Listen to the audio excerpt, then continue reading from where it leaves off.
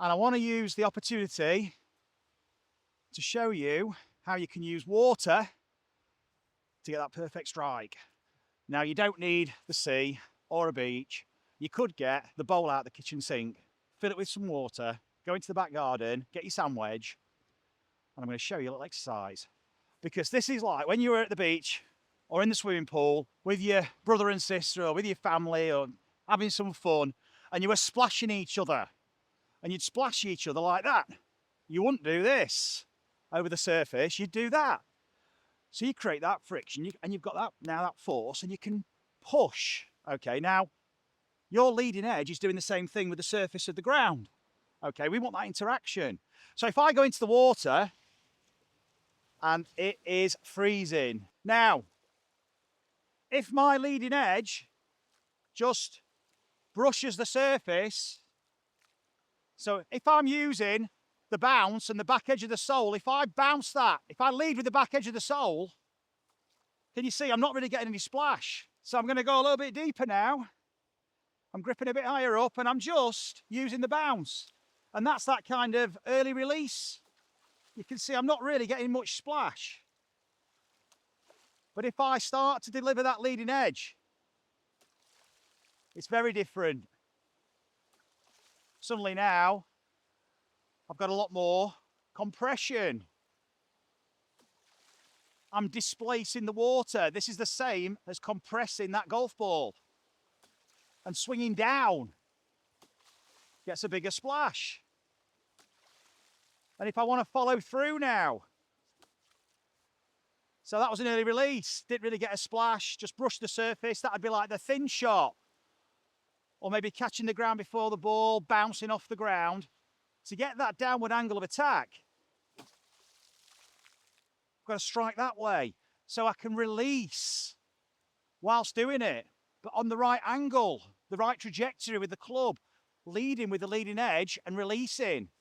So this essentially is the surface of the ground. And I can release. I'm going to stand a bit forward. I'm sinking now, so I'm going to get forward and I'm going to start to shift with it. And if we slow-mo this down,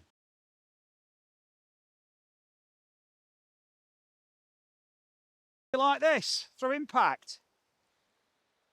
So by using just a different surface that's giving us a different intention to use the club head, we can start to feel what it's like to deliver the golf club in a powerful way to get this big splash and enjoy splashing. It's like being a kid again, and I missed it on that one, so I've got to get my intention right. Way better, and I get a face full of water as a bonus. So it's like exploring the splashing. I'm having fun, you can tell, can't you? I'm back at the beach in this, well, I was going to say in the sunshine, but it's definitely not in the sunshine. But we'll have fun anyway. Feeling what it's like to release on that downward angle of attack, getting that leading edge, digging in, not this. Hardly any contact, hardly any displacement of water. You can see, not really got much effect as opposed to this. And you can see, just with the intention of me trying to create a big splash, you can see the difference in how the body moves, the dynamism behind the movement, the shift, straight away, the intention. So just by striking this water, naturally, it's creating a shift. You'll even see a push off. Look at the vertical. Look at my lead side extending. I'm extending to create now the force to get that result. So the intention of creating that splash creates the mechanics. It creates the swinging action. It creates the release. And the perfect opportunity here on the beach is I can go to the sand, and now it's the same intention here. And of course, it's firm, so I'm going to dig it in more. And it's bouncing, but I'm digging in.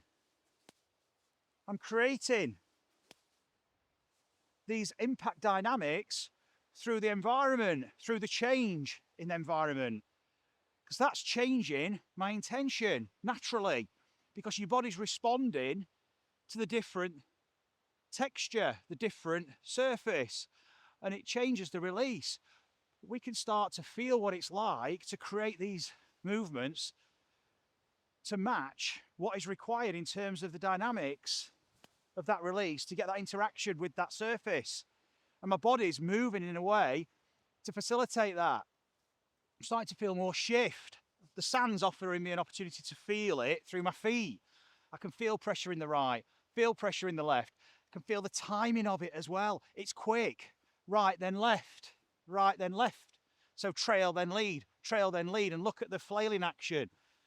Straight away, I'm creating lag in the system.